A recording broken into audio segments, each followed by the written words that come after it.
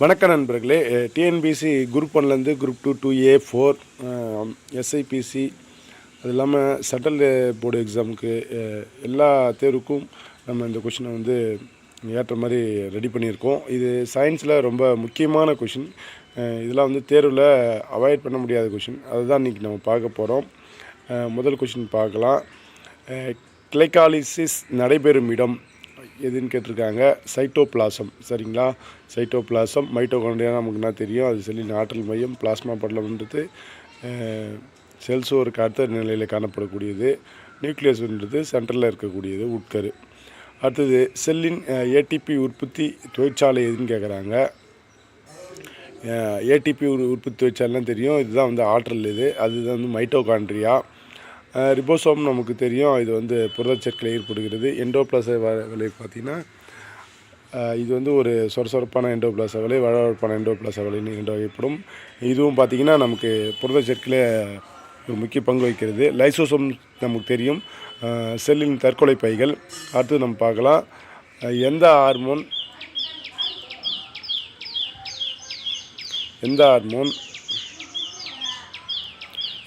இயற்கையாக தாவரங்களில் காணப்படவில்லைன்னு சொல்கிறாங்க. இது பார்த்திங்கன்னா 2,4-D ஜிப்ரலின் இருக்குது, GA3IAA இண்டோல் அசிட்டிக் ஆசிட். இந்த 2,4-D பார்த்திங்கன்னா இது களைக்கொல்லியை குறிக்கிற மாதிரி இருக்குது. மற்றது எல்லாமே வந்து தாவரங்களில் காணப்படுது. இலைத்துளையை மூடச் செய்யும் ஹார்மோன் எதுன்னு கேட்குறாங்க. இலைத்துளையை மூடச் செய்யும் ஹார்மோன் எதுன்னு பார்த்திங்கன்னா அப்சிசிக் அமிலம். அடுத்தது பொறுத்துக. நீர்நில வாழ்வன அப்படின்னு பார்த்தீங்கன்னா பிரியோபைட்டுகள் தான். சரிங்களா? பிரியோபைட்டுகள். அடுத்தது விதைகளற்ற தாவரங்கள் எதுன்னு கேட்டிருக்காங்க. விதைகளற்ற தாவரங்கள் பார்த்திங்கன்னா டெரிட்டோஃபைட். திறந்த விதை தாவரங்கள் நமக்கு தெரியும். திறந்த விதை தாவரங்கள்னாவே ஜிம்னோஸ்பெர்ம்கள்.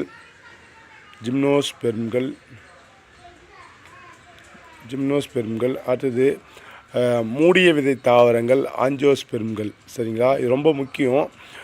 இது வந்து பார்த்திங்கன்னா நீங்கள் எந்த எக்ஸாம் யாராக இருந்தாலும் சரி, நீங்கள் இது படிக்காமல் இருக்கக்கூடாது, தெரியாமல் இருக்கக்கூடாது. சரிங்களா? நீர்நில வாழ்வன பார்த்திங்கன்னா பிரியோபைட்டுகள். விதைகளற்ற தாவரங்கள் டெரிட்டோபைட்டுகள். திறந்த விதை தாவரங்கள் ஜிம்னோஸ்பெர்ம்கள். முந்திரி கொட்டை ஞாபகம் வச்சுன்னா வந்துடும். மூடிய விதை தாவரங்கள் ஆஞ்சியோஸ்பெர்ம்கள். சரிங்களா? இதுதான் வந்து மேம்பட்டவை. தாவரங்கள்லேயே வந்து மேம்பட்டவை பார்த்திங்கன்னா இதுதான். பிரியோபைட்டுகளை பொறுத்த வரைக்கும் நீர்லையும் நிலத்திலையும் வாழக்கூடியது. அடுத்து நமக்கு டெரிட்டோபைட்டுகள் தெரியும், இதெல்லாம் தாலஸ் போன்ற அமைப்புகளை கொண்டது. சரிங்களா? சப்போஸ் பார்த்திங்கன்னா பூக்கும் தாவரங்கள் கேட்டாங்கன்னா கூட நமக்கு வந்து ஆஞ்சியோஸ்பெர்ம் தான் நம்ம சொல்லணும். அடுத்தது ஈஸ்டின் காற்றில்லா சுவாசத்தலினால் உண்டாவது. அதாவது ஈஸ்டின் காற்றில்லா சுவாசத்தினால் உண்டாவது எதுன்னு கேட்குறாங்க. ஏத்தனால். இது தெரியும், நம்ம பேக்கரில் அதிகமாக யூஸ் பண்ணுறாங்க. அது இல்லாமல் பார்த்திங்கன்னா நம்ம இந்த லிக்யூடு இது இருக்குது பார்த்திங்கன்னா, லிக்கர், அதாவது சாராயெல்லாம் வந்து தயாரிக்க பயன்படுது. இதுதான். சரிங்களா?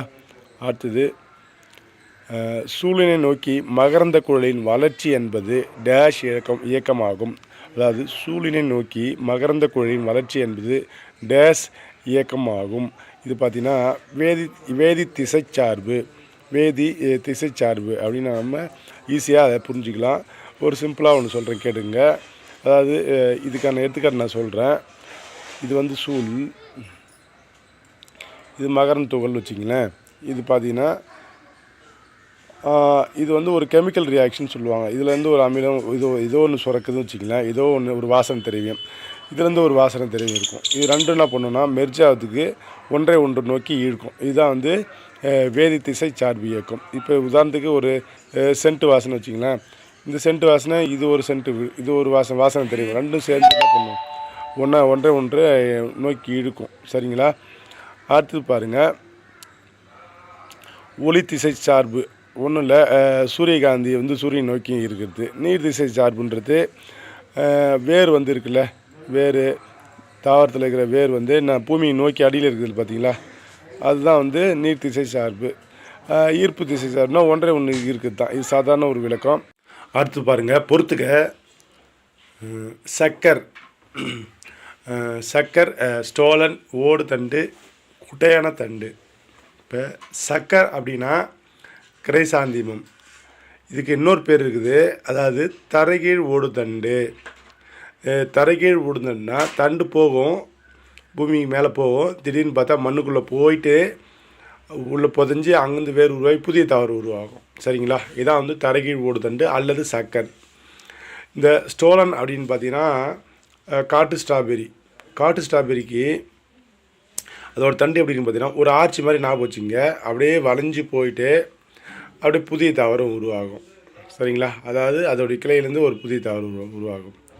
இந்த ஓடு தண்டு அப்படின்னு பார்த்தீங்கன்னா வல்லாரை.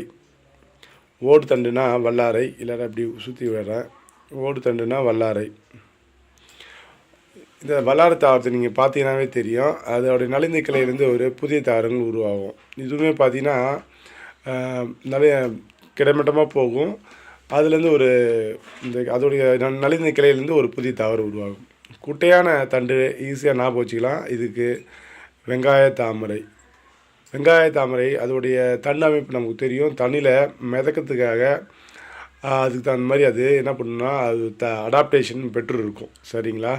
இப்போ இதுக்கு ஆப்ஷன் பார்த்தீங்கன்னா சி தான் ஆன்சர். நீங்கள் இந்த தண்டை பொறுத்த வரைக்கும் நல்லா புரிஞ்சுக்கணும். சக்கர், ஸ்டோலன், ஓடு தண்டு, குட்டையான தண்டு. நீங்கள் கிரைசாந்திமம் சாமந்தி நீங்கள் ஞாபகம் வச்சுட்டாவே நீங்கள் அவங்களுக்கு எளிதாக ஞாபகம் வந்துடும். இதோடைய தண்டு வந்து பூமிக்கு அடியில் போயிட்டு மறுபடியும் ஒரு புதிய தாவரம் உருவாகும். ஸ்டோலன் பார்த்தீங்கன்னா அது ஒரு ஆர்ச்சி மாதிரி ஞாபகம் வச்சுக்கணும், காட்டு ஸ்ட்ராபெரி. ஓடு தண்டு அப்படின்னா வல்லாரைக்கீரை ஞாபகம் வச்சுங்க. குட்டையான தண்டுனா வெங்காய தாமரை நீங்கள் ஞாபகம் வச்சுக்கலாம். சரிங்களா?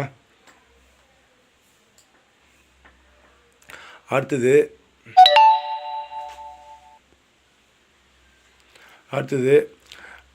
தாவர உலகின் சிண்ட்ரெல்லா என்று அழைக்கப்படுவது எது? ஆகாய தாமரை. சரிங்களா? தாவர உலகின் சிண்ட்ரெல்லா என அழைக்கப்படுவது ஆகாய தாமரை. தாவரத்தின் எடை அதிகரிப்பதற்கு நீர் மட்டுமே காரணம் என்று விளக்கியவர் யாருன்னு கேட்குறாங்க. தாவரத்தின் எடை அதிகரிப்பதற்கு நீர் மட்டுமே காரணம் என்று விளக்கியவர் ஜான் பிவான் ஹெல்மாண்ட். சரிங்களா? அடுத்தது ஜெனிரா பிளான்ட்ராம் எனும் புத்தகம் யாருடையது? Bentham Hooker. நமக்கு தெரியும், அந்த தாவர வகைப்பாட்டில் உருவாக்குனவங்கள இவங்களும் ஒரு ஆள். சரிங்களா? ஜெனிரா பிளான்ட்ராம் எனும் புத்தகம் பெந்தம் ஹூக்கர். சரிங்களா? லினேயஸ் யார், அரிஸ்டாட்டில் யார், தியோப்ராஸ்டஸ் யாருன்றத நீங்கள் கமெண்ட் பண்ணுங்கள், பார்க்கலாம். இந்த 4 ஆப்ஷனுமே ரொம்ப முக்கியமானவங்க. இன்னும் சொல்லப்போனால் அரிஸ்டாட்டில் கொஞ்சம் வித்தியாசமானவர். நீங்கள் முடிஞ்சால் நீங்கள் சொல்லுங்கள் பார்ப்போம். அடுத்தது மருந்துகளின் ராணி என்று அழைக்கப்படுவது பெனிசிலின். இதெல்லாம் அடித்து துவைச்ச கொஷின், இதெல்லாம் நமக்கு தெரியாமல் இருக்கக்கூடாது. சரிங்களா? அடுத்தது மெண்டலின் ஒரு பண்பு கலப்பு ஜீனாக்க விகிதம். ஒரு பண்பு கலப்பின் ஜீனாக்க விகிதம் அப்படின்னா 1:2:1. சரிங்களா? அது புறத்தோற்ற விகிதம் அப்படின்னு கேட்டாங்கன்னா 3:1. இப்போ ஆன்சர் பார்த்தீங்கன்னா ஜீனாக்க விகிதம்னா 1:2:1. சரிங்களா? ஜீனாக்க விகிதம்னா சொல்கிறேங்க, புறத்தோற்ற விகிதம்னா 3:1. இப்போ 1:2:1 அப்படின்னா இதில் என்ன சொல்லுவாங்கன்னு பார்த்தீங்கன்னா ஒரு பெரிய டீ, இந்த ஸ்மால் டீ. இது வந்து பார்த்தீங்கன்னா தூய்மையான நெட்டை, இது தூய்மையான குட்டை. இது ரெண்டையும் வந்து கலப்பு செய்யும்போது முதல் சந்ததி பார்த்திங்கன்னா இந்த மாதிரி வரும். அதாவது இது ஹைட்டு தான், ஆனால் ஹைப்ரிட்டு. குட்டையான பண்புகளையும் நெட்டையான பண்புகளையும் பெற்றிருக்கும். இதை மட்டும் நம்ம புரிஞ்சுக்கிங்க. இது முதல் சந்ததி உருவாயிடுச்சுன்னா இப்போ 1:2:1ன்றது இந்த பண்பு மட்டும் பார்த்திங்கன்னா குட்டையாக இருக்கும். மீதியெல்லாம் வந்து இந்த 2 வந்து பார்த்திங்கன்னா ஹைப்ரிட்டாக இருக்கும். இந்த T, capital T, small T அப்படி இருக்கும். இந்த 1 வந்து பார்த்திங்கன்னா தூய்மையான இருக்கும். டபுளுமே வந்து கேபிட்டல் டியாக இருக்கும். சரிங்களா? இதை நான் தனியாக நடத்தும்போது கூட நான் நடத்துகிறேன். இது சிம்பிளாக சொல்லி முடிச்சிட்டேன். ஜீனாக்க விகிதம்னா 1:2:1. புறத்தோற்ற விகிதம் அப்படின்னா 3:1. கூட்டு திசுவிற்கு எடுத்துக்காட்டு சைலம். சரிங்களா? இது எல்லாமே பாரன் கைமா, ஸ்க்லேன் கைமா, கோலன் கைமா நமக்கு எல்லாமே தெரியும். கூட்டு திசுவுக்கு எடுத்துக்காட்டு பார்த்தீங்கன்னா சைலம். இது வந்து நீரை கடத்துகிறது. சரிங்களா? அடுத்தது திசுக்களை பற்றி படிக்கும் அறிவியல் வந்து ஹிஸ்டாலஜி. திசுக்களை பற்றி படிக்கும் அறிவியல் பிரிவு ஹிஸ்டாலஜி. சைட்டாலஜினா என்ன சொல்லுங்க பார்ப்போம். எண்டமாலஜினா என்ன சொல்லுங்க பார்ப்போம். பைக்காலஜினா என்ன சொல்லுங்க பார்ப்போம். இது எல்லாமே முக்கியமான ஒரு கொஷின். இது ஆப்ஷன். நீங்கள் கரெக்டாக சொல்லுங்கள், கமெண்ட் பண்ணுங்கள் பார்க்கலாம். அடுத்தது நீராவி போக்கு நடைபெறும் இடம் இலைத்துளை. இதில் பார்த்தீங்கன்னா இலைத்துளை இப்படி இருக்கும். நீங்கள் படிச்சிருப்பீங்க நினைக்கிறேன். அதாவது இப்படி இருக்கும். இது லெண்டில் செல்கள்னு சொல்லுவாங்க. இது மேலே கியூட்டிகள்லாம் இருக்கும். இது இப்படி இருக்கும். இதுதான் வந்து இந்த இலைத்துளை. இது வழியாக தான் என்ன பண்ணால் வெளியே தண்ணி போகும். சரிங்களா? துளசியின் தாவரவியல் பெயர் பார்த்தீங்கன்னா ஆசிமம் சாங்டம். சரிங்களா? ஆசிமம் சாங்டம். ஆலோவேரான்றது எதுக்குன்னு சொல்லுங்கள் பார்ப்போம். காரிகா பப்பாயா கூட விட்டுருங்க. ஆலோவேரான்றது ரொம்ப முக்கியம். நீங்கள் உங்களுக்கு தெரியும்னு நினைக்கிறேன். அடுத்தது பூந்தோட்ட பண்ணை வளர்ப்பின் பெயர் என்னன்னு கேட்குறாங்க. பூந்தோட்ட பண்ணை வளர்ப்பின் பெயர் என்னன்னு கேட்குறாங்க. இது ஃப்ளோரிகல்ச்சர். இது ஃப்ளோரிகல்ச்சர். இங்கே பாருங்கள், எப்பிகல்ச்சர்னா என்ன, போமாலஜினா என்னன்னு சொல்லிட்டு நீங்கள் கமெண்ட் பண்ணுங்கள். அடுத்தது ஏன்னா இது வந்து ரொம்ப பெரிய கொஷின், நம்ம எல்லாத்தையும் சொல்லிகிட்டு இருக்க முடியாது. கொஞ்சம் முக்கியமானது நமக்கு தெரியாதது சொன்னால் ஓகேவாக இருக்கும். எப்பிகல்ச்சர் போமாலஜிலாம் நம்ம தினமும் நம்ம படிக்கிறது தான். சரிங்களா? அடுத்தது தண்டு உடல் இனப்பெருக்கத்திற்கு எடுத்துக்காட்டு ஸ்ட்ராபெரி. சரிங்களா? ஸ்ட்ராபெரி. தண்டு உடல் இனப்பெருக்கத்திற்கு எடுத்துக்காட்டு ஸ்ட்ராபெரி. நம்ம ஏற்கனவே சொன்னோம், ஒரு புதிய தாவரம் உருவாகும்னு சொன்னோம். சரிங்களா?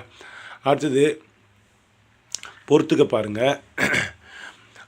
பாரன் கைமா, குளோரன் கைமா, இது என்னடா அது, ஸ்கிலிரன் கைமா, ஏரன் கைமா தான் இப்படி போட்டாங்கன்னு நினைக்கிறேன்.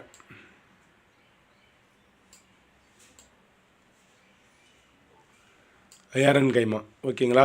இப்போ பாரன் கைமாவுக்கு பாருங்கள், உணவு சேமித்தல். சரிங்களா? பாரன் கைமாவுக்கு வந்து பார்த்திங்கன்னா உணவு சேமித்தல் நேருக்கு நேராக தான் இருக்கும். அடுத்தது குளோரன் கைமா ஒளிச்சேர்க்கை, ஏரன் கைமா பாதுகாப்பு, ஸ்கிலிரன் கைமா உறுதித்தன்மை.